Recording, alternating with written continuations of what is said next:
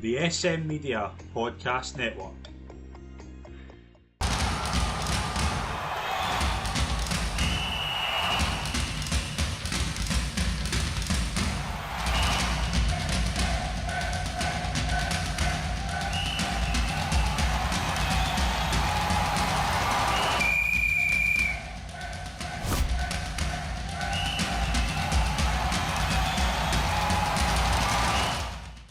Hi folks, and welcome to the latest episode of The Ref's View right here on SM Media. I'm Scotland Pike. It is always a pleasure to be your host, and thank you very much to our sponsors at Roxburgh and Exacta Concrete Flooring. We are in a new season. We're running as a duo today. Des is in somewhere sunny. We are in the middle of a storm, Steve. It's not great. I'm looking out and there's trampolines in a different way than they were this morning. It's not good. Yeah, I'm just looking at my fence, and I fixed it in inverted commas after the last storm, so yes. I'm just waiting for it to come back in on me.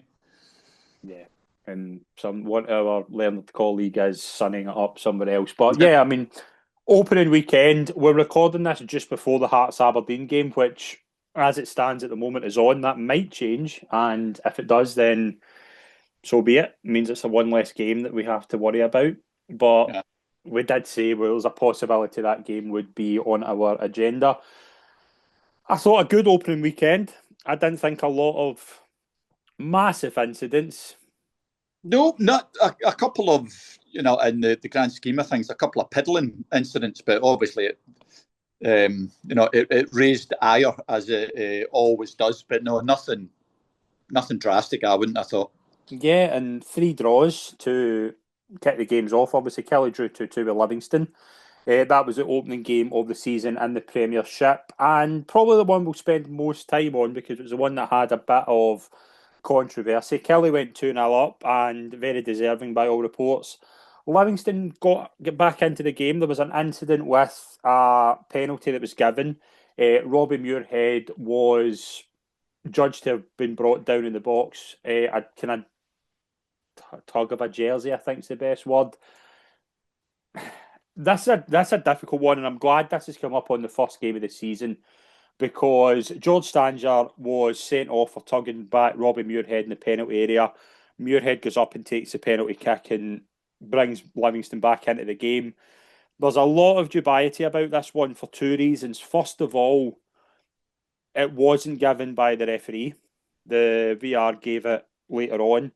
And the second incident is that there is a lot of people, and I include myself in this, and I want to see where you're at, feel that Muirhead gave as good as he got in that tug. Well, I've got a couple of things written down, and before that, first goal of the season and VAR was needed. Yes, that just sums us up. Yeah. But with the penalty, I've looked at it umpteen times and had and some very esteemed colleagues at variance with what I think. I don't have an issue with what they decided, other than the fact I've written down, and I've got it in my notes, why has VAR not reviewed that at least? I've had time to write that down before they called for a review. What a lot of nonsense. It was instantly debatable because it wasn't given. Instantly. It didn't need that amount of time for it to be reviewed. And here we are just starting it, and there's 2 VAR things already. But I didn't have an issue with the penalty. And if you give a penalty, then it's a sending off. So there you are. But preceding it, was it a foul? Might have been, might not have been. I think it was entirely a matter of opinion on it. But because it was a matter of opinion, there wasn't anything clear and obvious, and we've got the phrase in right to begin with. So VAR couldn't get involved in it, although they would have had a look. I would have assumed. So very long-winded way of saying I don't mind that was given. I'm quite perturbed that we needed that length of VAR review, but I can see why other people might have thought that there was a foul preceding it, but that was a matter of opinion. It's one of those, though, and again, I hate to use this phrase, but I think it is valid here. If that's in any other area of the pitch, what's the outcome, because it is, you watch at it and look at it from a kind of forensic eye. It's 6 and half a dozen, but the argument is you're probably going to give the edge to the attacker there because of the area of the play of the field it's in. The first goal you brought up was interesting because I don't really feel that VAR should have had to intervene there. No, I've written down why was VAR needed. Yeah, and that's kind of the takeaway from this game. And I don't want to be doing this all season, but I feel we're going to be.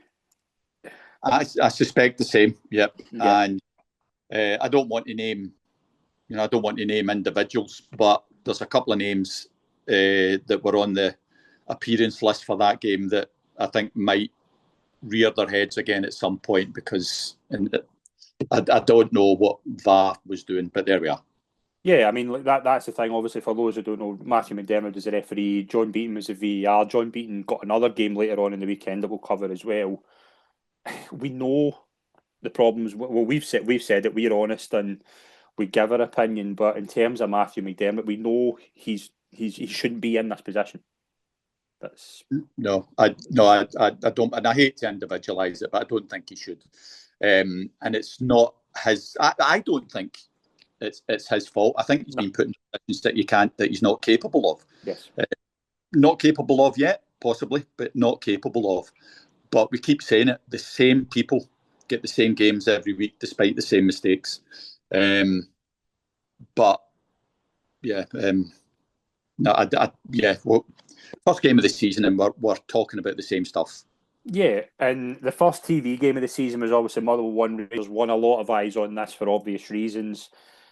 I thought very enjoyable game of football. Probably not for a neutral. Like, do you know what I mean? It probably was for a neutral. Probably wasn't for someone who was invested in it, because it was very end to end. There's only one bit of controversy I thought in the game was a potential penalty shout for Motherwell. I don't think there was a lot in it. I thought there was going to be more people talking about it, maybe, but I don't think, from what I've seen, I didn't see anything in it, to be honest. No, not particularly fussed about it. There was a bit of a shout, but no, I'm glad nothing came from there. Sorry, I lost my chain of thought for the first one. I think that penalty for Livingston was, I think it was exaggerated because there was daylight between the defender and the attacker. Yes. So that just made it look so obvious. If that had been close in together and there'd been a tumbling, might have had a different outcome. But it was pretty obvious. But no, the Rangers won. No issues. Nah, not for me either. In terms of Falkirk United, another really good game of football. 2-2 Falkirk get their first points back in the Premiership. A lot of people kind of going after Beaton, I thought. Beaton obviously was a referee here, and we did say he would pop up. I thought a wee bit unfair, and I don't think it's going to be regular. I'm going to say the words unfair and John Beaton in the same sentence. I didn't think he was. I didn't think it was like he was that dominant in terms of how the game went. There was things like, I mean, the bookings at the end, I saw a couple of them aren't necessary, but again, that's a regular feature in Scotland, as we know. But I thought overall this was a better game of football than it was a bad refereeing performance, in my opinion. Yeah, no, I think I agree with you. You're never, because humans are involved, you can't get absolute consistency, and people always bang on about the consistency. If you get humans, you don't get absolute consistency. No. But I disagreed with some things. Of course, I would, and he would disagree with things that I would do as well. Mm-hmm. But that's just disagreement. He didn't affect the game. I don't think he had any material, made any material difference to the outcome. Discuss things that we might have done differently, but you would expect that from a game of football. Yeah. I mean, I think as well, when it's that tight a game, I think a lot of people will firstly go for the referee, and I think it is harsh in this regard, because I thought it was a correct result. I thought it was a good game. Yeah. And Dundee Hibs as well, didn't see anything of note. Did you? Had nothing came to mind in that game? No, other than the defending for the Hibs goal. That was comical, but no, nothing huge. I think Dundee will struggle. I've said it on the prediction pod we did in terms of the channel, but one of the most mesmerising appointments already for me. Like, don't get it at all. I don't understand it.